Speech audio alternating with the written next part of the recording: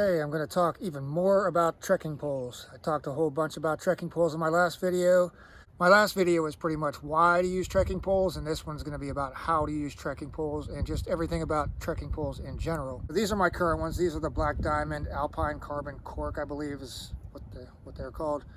I really like these ones, but they are expensive. I keep an eye out for sales at REI. REI will have Black Diamond sales on these, but they're still kind of up there compared to what you can find elsewhere. But I've never had a problem with these Black Diamond poles. All right, the first thing I'm going to talk about is the different materials that trekking poles are made of. You're either generally going to find them made out of aluminum or carbon. The carbon poles are more expensive, but they are also lighter. The aluminum ones are generally cheaper, but they are heavier. Aluminum will tend to bend but not break, and the carbon poles can snap instead of bending. I haven't had that happen yet, knock on wood. For example, if you're crossing a wooden slat bridge, just carry your poles across. You don't want to get the pole stuck between the slats of the bridge and snap it. So just something to keep in mind there. There's three general styles of poles. You have the twist lock, which it's been a while since I used these. You just twist them and then you can adjust that way. These ones broke on me, so I don't even think they adjust anymore. So I retired these ones. Next, you have the flip lock system, which is just flip this and make your adjustment there. These ones have marks on here so I know where I left it set at, and then you just flip it back down to lock it, and that's locked. There's a third style of pole that I don't have. It's a Z style. I've never used them, but basically it's like a tent pole where you have a shock cord basically inside the pole, and it just locks into places. So it's three basic sections that just kind of lock together. Those would be good if you tend to want to break it down to store it in your pack real quickly a lot.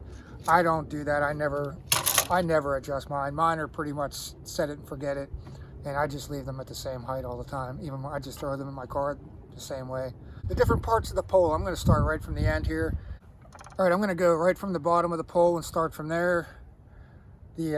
These ones have a carbide tip, and they're replaceable, but I've never had to replace these. They don't seem to be worn down at all, and these poles probably have 1,500 miles on them. So I don't see any need to replace these. There's also tip covers, the rubber covers you can put on the end if you're doing a lot of road walking to keep from wearing this tip down. I don't even know where the ones that came with this pole are at. I've never used them. If I'm on a road walk, I just carry my poles. Moving on is the basket itself. Right here, this is the basket. These are mud baskets. I just never bothered taking them off. I don't care one way or the other whether they're on there or not. They come with, you can get snow baskets for them for deep snow to keep from post holing. I've never even put these on there. I've never felt the need to use them. The first poles I had were these ones, and they came without the baskets on them, so I just never put baskets on, and I never even noticed the difference between these two. They both collect the same amount of leaves and as you're walking, so I could care less either way. All right, moving on up the pole. I like to keep duct tape wrapped around the pole right here, easily accessible if I need duct tape for anything. You can put Gorilla Tape on there. I've seen people keep their Luco tape on there. Just a great place to keep your tape. It's not in the way. The next thing, a lot of poles have this extra grip right here below the real grip that you usually use. This one is kind of like a foam material. That's basically to kind of choke up on the pole if you're going up a super steep hill. That's about the only time I use it. If the hill is real steep like this, then I'll grab it right there and push myself up. But I don't use that grip very often.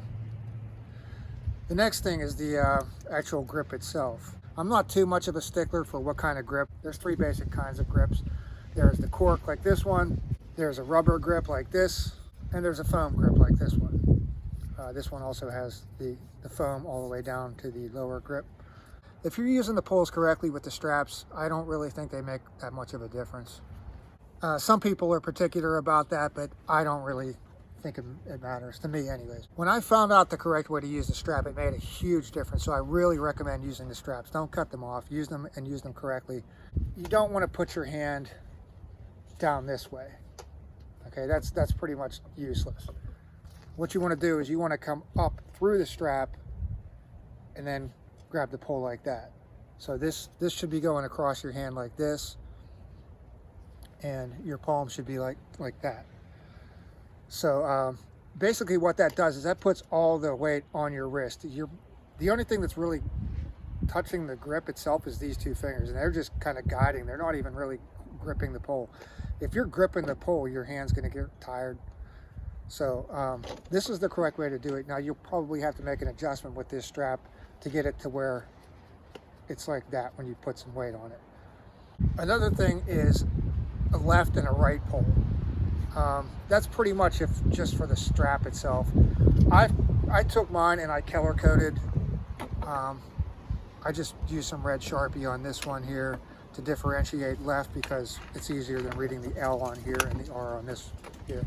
The reason for left and right is pretty much if you're using this correctly, there's a padding part right here on the strap, and you want that kind of on the back of your hand like that. So that's the correct way to do it. All right, so as far as height adjustment, how high do you want these poles to be? They are adjustable. If you have a style like this that's not adjusted, there's no adjustment on here, these are ski poles. So unless you want one particular height all the time, you don't want something like this. So how high do you want your poles? Well, when you're standing up, you want your elbow to be at a 90-degree angle when the pole is touching the ground. So come on over here, let's take a look, and I'll show you what I'm talking about. All right, I don't think I managed to get myself completely in this shot, but I'm on level ground. Pole is touching the ground right next to my foot. You're basically looking for a 90-degree angle right here with your elbow when the pole is like that.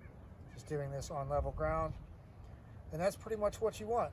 Some people will tell you to change your grip to change the pole length when you go up hills, to shorten the pole. That's when I just use this grip instead. Some people say lengthen the pole when you're going downhill. I don't bother. I just put my hand on top of this and I'm going down the hill like that. REI recommends that you set the middle section of your pole to about the midway adjustment point, and then to set the total height adjustment with the lower section adjustment right here. Then you can make fine-tuning adjustments with the top one, since it's set at the midway point of its adjustment possibilities. And with that said, I think I've covered everything about trekking poles that I can think of. Just really doing some gear videos right now while winter's coming to an end. It's a beautiful day out right now, but I don't have enough time left to really do anything. Pretty soon it'll be daylight savings, and then I got a big hike coming up. I might be doing a little bit of filming on that, but yeah, I got some big hikes planned this year, and can't wait to get to them and give these trekking poles some use. So that about wraps up this all about trekking poles video, and thanks for watching.